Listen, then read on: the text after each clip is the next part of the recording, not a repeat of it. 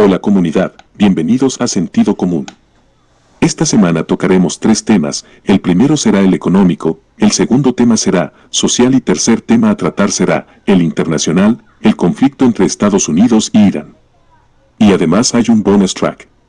Bien, comencemos. El primer punto a tratar es el económico. Para nadie a esta altura la subida de la benzina y por ende el costo de la vida tendrá una alza y se verá afectado todos los gremios de transporte y consumidores. En su gran mayoría a todos los hogares chilenos y a nivel mundial también. Ahora nos preguntamos, ¿es el gobierno de José Antonio Kast el culpable? La respuesta es de sentido común, es obviamente que no. Por otro lado, ¿el ministro de Hacienda de Chile, el señor Jorge Quirós, tiene la culpa? No tampoco. Exponiendo objetivamente, ninguno tiene la culpa del problema que tiene en Chile hoy. Es lo siguiente, primero que tenemos que ver que Chile es víctima de su propio éxito. ¿Cómo es eso, Francisco? Todos sabemos que la economía chilena, su base son las exportaciones y la globalización de su economía. Cualquier turbulencia en los mercados y especialmente los envíos de petróleos porque Chile sí o sí se verá afectado su economía. Porque Chile importa el 90% de envíos de petróleo para abastecer su economía. Aquí tenemos que abrir un paréntesis. Todos los gobiernos pasados dejaron una ley no inscrita que se llama la glosa republicana, que significa que el gobierno saliente deja la suficientemente caja para que el nuevo gobierno pueda aplicar sus políticas y poder tomar asiento y empezar a gobernar. Pero lo más importante es Chile, con una geografía inestable y algo complicada, estará siempre expuesto a desastres naturales tales como incendios forestales, en la mayoría intencionales, terremotos, subida abrupta del petróleo como ahora y todos los vaivenes políticos, sociales y económicos que tienen un país como Chile. Es por estas razones que el gobierno de Gabriel Boric y sus ministros de Hacienda, Marcel y Grau, y no olvidar su directora de presupuesto, señora Martínez, catalogada por el ministro Marcel como la mejor directora de presupuesto a nivel superlativo, resulta que cometió graves errores presupuestarios y económicos.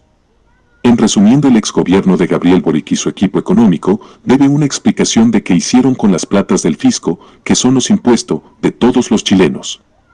En esta pasada el gobierno actual no tiene culpa alguna porque se encontró con una estrechez fiscal nunca antes vivida, e incluso en la crisis asiática en el gobierno de Eduardo Frei hijo. Para terminar este primer punto, el actual ministro está aplicando un plan Marshall, como fue en los años 50 para levantar la economía alemana. Porque debido a lo ancho el problema económico generó el gobierno del Frente Amplio y Partido Comunista es tan grave que para que el golpe no sea tan fuerte en la línea de flotación y seguir navegando en aguas turbulentas, el ministro Jorge Quirós ideó un grupo de medidas de emergencias que creo que van bien encaminadas. A solo 2 semanas de recién instalado el gobierno actual. Ahora pasamos al segundo punto. Volvieron las protestas de los luchadores sociales y sus acompañantes, que son nada menos que los mismos de siempre, que se abogan defender a los más débiles. Sin saberlo, significa en amplio espectro una demanda social. Lo importante aquí no es en sí la protesta, sino que la mayoría de la población, adulta y con sentido común, busca vivir en paz y ir a trabajar, y después de una jornada agotadora volver a sus familias sin novedad, y que esto no sea interrumpido por estudiantes, en la mayoría adoctrinados por las ideologías extranjeras que ellos sienten que los representa.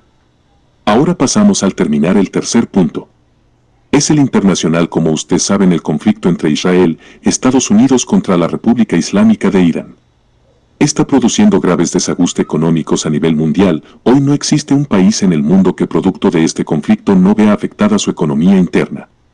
Debemos esperar que este conflicto de los ayatolá contra Estados Unidos termine lo más rápido posible y el flujo natural de envío de petróleo por el estrecho de Hormuz se normalice y las economías del mundo vuelvan a su cauce natural. Por último, un bonus track: no olvidemos el conflicto del salmón. También esta semana supimos que el Reino de Noruega financia ONG nacionales e internacionales para intervenir en políticas internas de Chile a través de la pésima ley Lafkechen. Y de esta forma favorecer su industria del salmón, porque los exportadores chilenos son los únicos a nivel mundial que le hacen sombra al salmón noruego. Como quedó en evidencia, los cultivos noruegos tienen graves problemas con el medio ambiente y sus salmones son proclives a desarrollar muchas bacterias que hacen que su producción de alguna forma esté infectada. No así la chilena. Para terminar, el Estado chileno debe llamar a consulta a su embajador, demostrar al Reino de Noruega el malestar de una región que genera miles de empleos y mantienen millones de familias que viven de esta industria directamente y indirectamente. Y lo más grave, un reino o estado esté perjudicando y interviniendo en asunto de otro país. Aquí el señor McKenna, actual ministro de Relaciones Exteriores, vamos a ver su desempeño, y no baje el perfil a una situación gravísima a mi entender. Bueno, comunidad, este es un breve análisis de lo que está aconteciendo a nivel nacional e internacional que afecta en este caso a la región sudamericana y en especial al cono sur y específicamente al estado chileno. Gracias por escuchar y los leo en los comentarios. Su amigo Francisco Rojas.